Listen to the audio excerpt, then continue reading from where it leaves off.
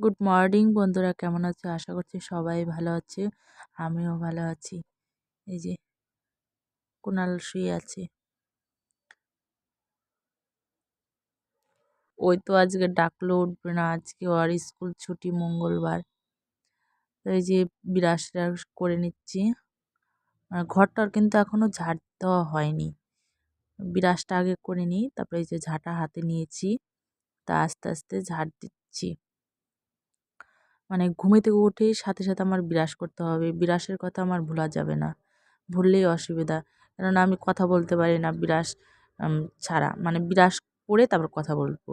আর বিরাসের আগে কিন্তু আমি মুখ দিয়ে কথাই বলবো না, আর আমার খারাপ লাগে মুখ কথা বলতে। তারপরে এই যে ঝাঁটা দিয়ে নিয়ে নিচ্ছি। আর তারপরে এই যে চা খাওয়ার জন্য বসে গেছি, আগে বিস্কিটটা খেয়ে নিচ্ছি আর এদিকে চা বসিয়েছি। কর্তামশাইয়ের জন্য চা বসিয়েছি আর আমার জন্য। আর এদিকে দেখো ভাতটাও কিন্তু হয়ে গেছে। তারপরে ভাত হওয়ার পর তোর মাছ নিয়ে আসছে। এটা কি মাছ যে জানি না, আগে বিস্কুটটা খেয়ে নিই তারপরে দেখাবো। আর চা তো হয়নি, এখন তুই চাটা ফুটছে। চাটা খেলাম, খেটে তারপরে মাছটা ধুয়ে এনে তার ভাজা শুরু করে দিলাম। আর এই দেখো দেখাবো তোমাদের, আমি কিন্তু মাছের নাম জানি না। মাছ খাই কিন্তু কোন মাছ কোন, মানে কোন নাম আমি বলতে পারি না। একমাত্র আমি বলতে পারি কি পুঁটি, তারপরে জিওল, কই আর মাগুর, এগুলাই কিন্তু আমি বলতে পারি বেশি। আর এগুলা বড় মাছ বলতে আমি নাম জানি না। তারপরে এই যে দেখো ভাজছি, পিসগুলো কিন্তু বড় বড়।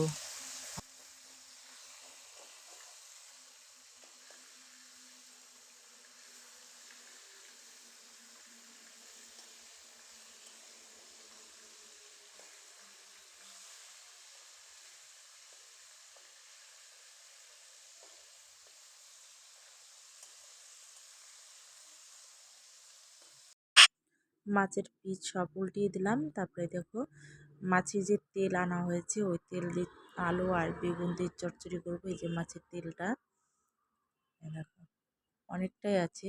আর কুনাল কিন্তু চচ্চড়ি খেতে খুবই ভালোবাসে, ভীষণ, আমারও ভালো লাগে। তারপরে যে শাক ভাজবো, এখানে আছে হলো কি বলে মটর শাক আর হলো পালং শাক। এই যে সকালবেলা থালা বাসন সব ধুয়ে নিয়ে আসছি, এগুলো কিন্তু সাজানো হয়নি। কিছু কিছু সাজিয়ে নিয়েছি আর কিছু কিছু কিন্তু নিচে রয়ে গেছে। এ দেখো হাতা, এখানে কুনাল আসছিল, কুনাল সব কিছু ফেলে রেখে গেছে। তারপরে মাছ ভাজার তেলের মধ্যে আমি জিরা দিয়ে দিলাম সোমবারে। আর আলু আর হলো টমেটো কেটে রেখে দিয়েছিলাম, এটা তেলে দিয়ে দেবো, ভেজে নেবো ভালো করে। যে লবণ আর হলুদ দিয়ে ভালো করে মানে কষিয়ে নেবো আলু আর হলো টমেটোটা। কষাতে তো টাইম লাগে না, মানে ঝোলটা ফুটতে টাইম লাগে। ভাজতে কিন্তু টাইম লাগে না যে কোনো জিনিসই, কিন্তু ঝোল দেওয়ার পর ঝোলটা কিন্তু হতে অনেকটা টাইম লাগে। আর মাছ কিন্তু সম্পূর্ণ ভেজে নিয়েছি। আর এদিকে কিন্তু লঙ্কাটাও আমি ভেজে নিয়েছি। তাই লঙ্কা তো আমি বেটে দিই শিলপাটায়। আর মাছগুলো কিন্তু সাইজগুলো, পিসগুলো তো সাইজ নয়, পিসগুলো কিন্তু মোটা মোটা হয়েছে। তারপরে এই যে আমার আলু ভাজা বা কষা হয়ে গেছে, তারপরে আমি দিয়ে দিলাম লঙ্কা বাটা। লঙ্কা বাটা দিয়ে বেশ কিছুক্ষণ, মানে লঙ্কাটা একটু ভাজা ভাজা হবে, তারপরে কিন্তু ঝোলটা দিতে হবে। আগে কিন্তু ঝোল দিলে গলায় লাগবে ঝাল, তাই একটু লঙ্কার মানে লাল লঙ্কার গুঁড়ো দিয়ে দেবো হালকা, যেন তরকারিটা লাল লাল হয়। আর কোনাল তো লাল হলে খায়, খেতে চায়। আর যদি লাল যদি না হয় ওই খেতে চায় না, কেন ওই লাল যদি দেখে বলবে কি না তরকারিটা ভালো হয়েছে, আর যদি দেখে সাদা সাদা তখন বলবে না তরকারিটা ভালো হয়নি।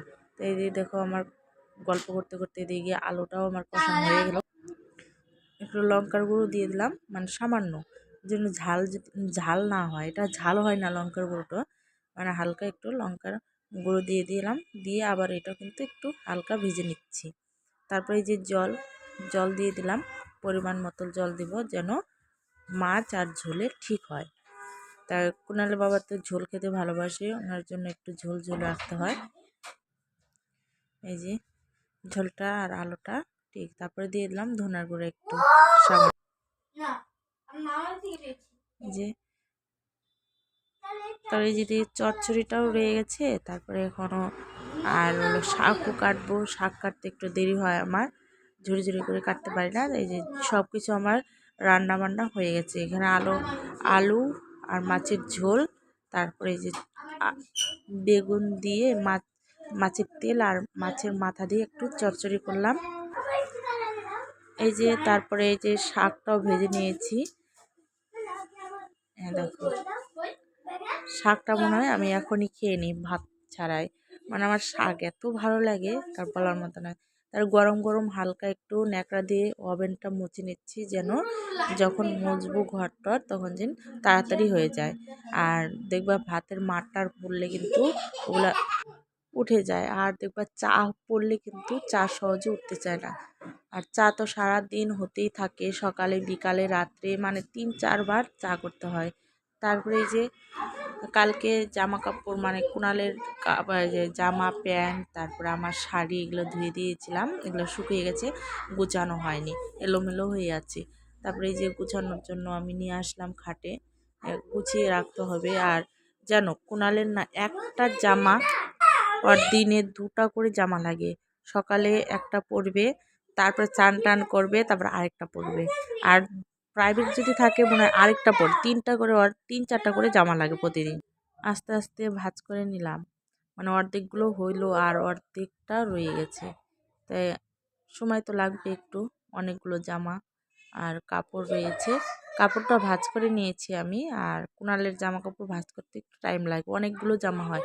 প্রতিদিন যদি 3টা করে জামা পরে, আবার এদিকে স্কুলের ড্রেসও আছে, 3-4টা, তো 3-4টা যদি হয় তাহলে তো অনেকটাই।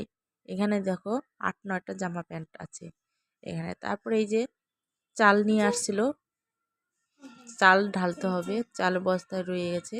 এখন চালের বস্তা কাটছি সুতা।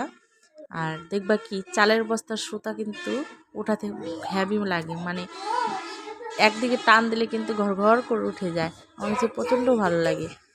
তো এই যে চালের বস্তা ফুলানো হয়ে গেছে। এখন আমি ওই আমরা এটাকে ড্রাম বলি।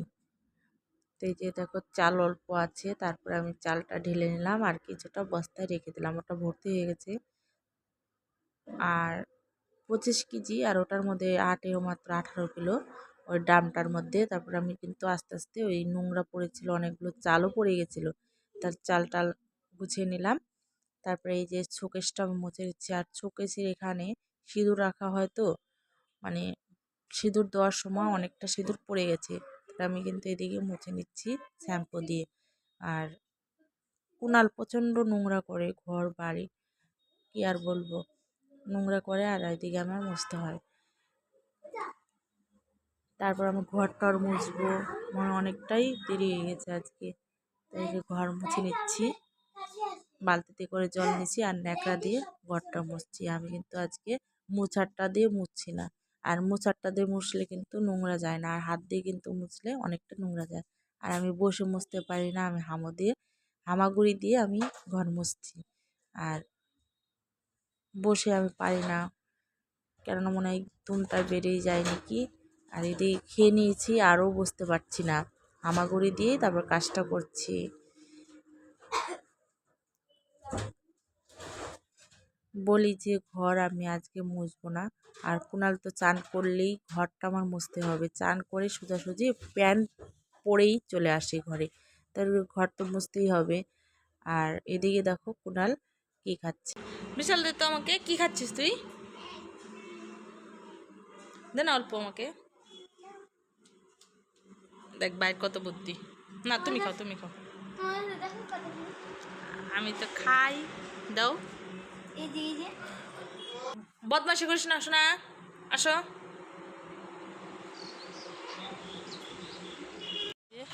শস্য দিয়েছি রোদ্রে, শস্য হয়ে গেছে, এখনো খাইনি।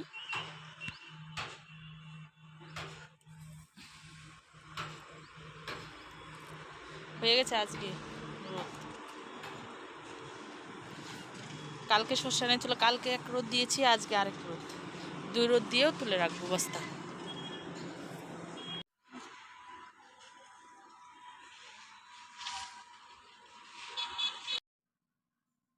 উপরের শসা তুললাম, তাই নিচে আসছি, নিচে আসে শুনি যে বাবার শরীর খারাপ হয়েছে। তা চান করার আগে বাবাকে দিয়ে আর কুনালের বাবাকে দিয়ে পাঠিয়ে দিলাম ডাক্তারের কাছে। আর বাবার শরীর খুবই খারাপ। তারপরে চান টান করে এসে এখানে বসলাম। তো দেখি ডাক্তারের কাছে আসুক, কি হয়েছে না সে শুনি, তারপর তোমাদের বলছি। তাই কুনালও গেছে সাথে, আর দাদা। প্রেশারের রুগী, মানে 2 দিন পর পরই অসুস্থ হয়ে যায় একটু খাওয়া বেশ কম হলে, আর তার মধ্যে সুগার আছে একটু। মিষ্টি জিনিস খেলেই তো আরও সুগার পেয়ে নেয়। তা কালকে খেয়েছিল মিষ্টি 2টা, আমি তো দিয়েছিলাম জোর জবরদস্তি। তারপরে সকালবেলা আবার ঘুম থেকে উঠে চা খেয়েছে মিষ্টি করে, মানে হাই ফাই হয়ে গেছে। তাই মানে যেটা খেতে বারণ করি সেটাই আরো বেশি করে খাবে। চায়ে তো না, বাবার চায়ে কিচ্ছু হয়নি, হয়েছে ওই 2টো মিষ্টিতে। আর সকালে কিন্তু বলল যে তখন 9টা বাজে, আমি তখন রান্না করছি। তো বললো কি যে আমার ভাল লাগছে না, তাকে আমাকে একটু কিছু খেতে দাও। তখন আমি বললাম তাহলে বসেন খেয়ে নেন। তখন কিন্তু বসলো বাবা। তা ভাত টাত খাওয়া দাওয়া হলো। কুনালকে খেতে দিলাম, ওর বাবাকে খেতে দিলাম। তা খাওয়া দাওয়ার পর বলছে কি আমার ভাল লাগছে না। কেমন লাগছে বলছে, মাথাটা একটু ঘুরাচ্ছে। তেমন শুয়ে থাকেন। তখন কিন্তু বাজে 12টা। বলল যে আমার ভাল লাগছে না, তখন কেটে তো কিন্তু শুয়ে পড়লো। আবার আমি ভাত টাত রান্না করলাম দুপুরের জন্য। আবার সর্ষে দিয়েছি, সর্ষে শুকিয়ে গেছে, ওগুলো তো বস্তা করতে হবে। তা রান্না টান্না করে তার চলে গেছি কিন্তু ওই সর্ষে উঠাতে। তো সর্ষে উঠে চলে আসলাম। এসে তারপরে শুনছি যে বাবাই বলল যে আমার কেমন যেন লাগছে, তা ওকে একটু ফোন করো। তখন কুণালের বাবাকে ফোন করা হলো। তার এসে অমনি ডাক্তারের কাছে নিয়ে গেল। তো এখন তোরে আসেনি, আর আসলে তোমাদের একটু জানাবো কি হয়েছে।